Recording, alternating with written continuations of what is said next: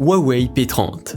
Bien qu'il ne bénéficie pas de tous les ajouts de la version Pro, charge sans fil ou les bords incurvés de l'écran, ce Huawei P30 reste une excellente alternative à moindre prix. Légèrement plus compact, il intègre un écran OLED de 6,1 pouces, toujours avec une définition Full HD+, de 2340 x 1080 pixels, qui est de très bonne facture. Également propulsé par le Kirin 990, il n'embarque néanmoins que 6 Go de mémoire vive. Mais c'est amplement suffisant pour bénéficier d'une excellente utilisation parfaitement fluide, ainsi que pour faire tourner tous les jeux gourmands du Play Store. Pas de capteur TOF pour ce P30 ni de zoom x10, mais il dispose tout de même un excellent triple capteur de 40 plus 16 plus 8 mégapixels. Enfin, son autonomie est revue à la baisse avec une batterie de 3650 mAh. En revanche, celle-ci permet tout de même de profiter d'une endurance très acceptable. Huawei Mate 20 Pro. Le Huawei Mate 20 Pro est un smartphone haut de gamme annoncé le 16 octobre 2018. Il est le premier smartphone à disposer d'un SoC Kirin 980 gravé en 7 nanomètres. Il dispose d'un triple capteur photo et d'un écran de 6,39 pouces QHD+, et tourne sous Android 9.0 Pie, avec l'interface MUI dans sa version 9.0. Avec un excellent Huawei P20 Pro en début d'année, le constructeur chinois met à jour son smartphone plus dédié aux professionnels et power users avec le Mate 20 Pro. Le Huawei Mate 20 Pro est finalement une fusion de ces deux tendances. Le grand écran de l'appareil est en effet coupé d'une encoche très longue, mais dont l'épaisseur correspond à celle de la bordure haute du Mate 20 Pro en son temps. Celle-ci est justifiée par l'intégration d'une solution de reconnaissance faciale 3D et d'un haut-parleur frontal.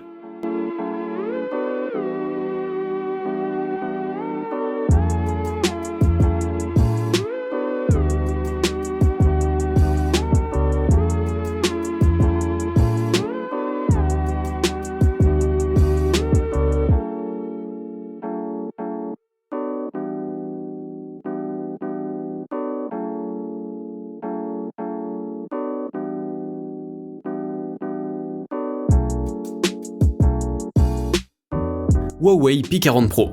On poursuit avec du plus haut de gamme, le Huawei P40 Pro. Sorti au printemps 2020, ce nouveau flagship est très intéressant, mais il ne dispose pas des services Google. C'est dommage, très dommage même, car entre son excellent AMOLED de 6,58 pouces, son design irréprochable, ses performances assurées par un SoC Kirin 990, et surtout son module photo avec 4 capteurs de très grande qualité, le P40 Pro a tout pour plaire. Ajoutez à cela une autonomie très satisfaisante et vous obtenez un smartphone quasi parfait. Autrement dit, sur tous les critères techniques, Huawei fait un sans faute ou presque. Malheureusement, le logiciel, sans le renfort de Google, est amputé de bien trop nombreuses fonctionnalités et applications pour que l'on puisse le recommander. On préférera donc l'ancien vaisseau amiral qui est le P30 Pro sur le segment haut de gamme. Vous pouvez lire notre test du Huawei P40 Pro pour vous en convaincre.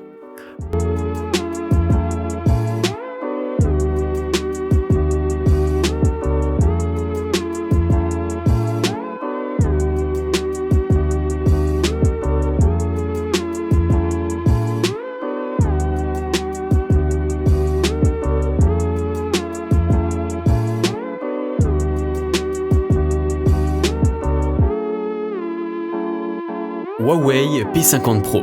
Huawei a beau connaître un sacré coup d'arrêt aux États-Unis et en Europe, cela n'empêche pas la marque de continuer à innover. Alors que le système d'exploitation Harmony OS est attendu au tournant, la firme pousse encore et toujours la recherche et le développement en termes de hardware.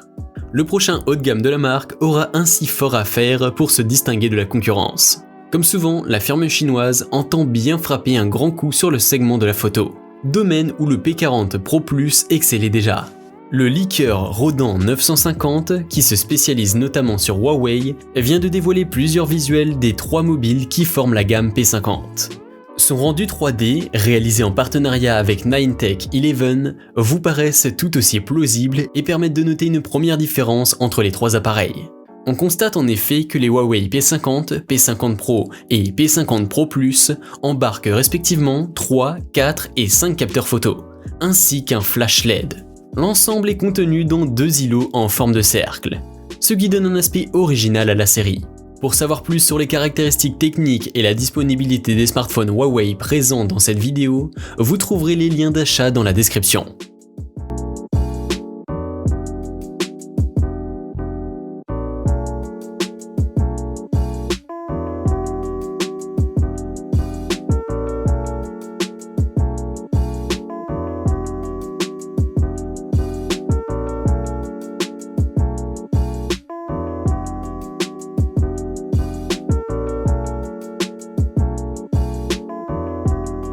Huawei Mate 40 Pro. Le Mate 40 Pro est le second modèle très haut de gamme de la marque conçu pour se passer des services de Google. On l'attendait donc au tournant, en particulier pour voir les progrès effectués du côté logiciel. Évacuons tout de suite la partie matérielle. À ce tarif, Huawei devait faire un sans faute et le contrat est rempli. Le design est léché et la finition impeccable. Attention tout de même, il est très grand avec une dalle OLED de 6,76 pouces. Cette dernière offre un taux de rafraîchissement de 90 Hz et une très bonne luminosité. Seule la calibration des couleurs est un peu en retrait. Côté processeur, le tout nouveau Kirin 9000 rivalise sans souci avec le Snapdragon 865. Avec en prime une autonomie qui dépasse les 2 jours avec une charge ultra rapide grâce au chargeur de 66 watts livré. La 5G est aussi bien évidemment de la partie. Pour ce qui est de la photo, il se place sans souci dans le trio de tête du moment, avec pour seul petit défaut des couleurs trop saturées qui virent parfois à la caricature. Mais au-delà de cette excellente technique, la partie logicielle qui se devait de convaincre est malheureusement sur ce point les choses qui ne sont pas encore au niveau. Si les Huawei Mobile Services ont fait de gros progrès, il est compliqué de remplacer l'écosystème Google avec un même niveau de qualité.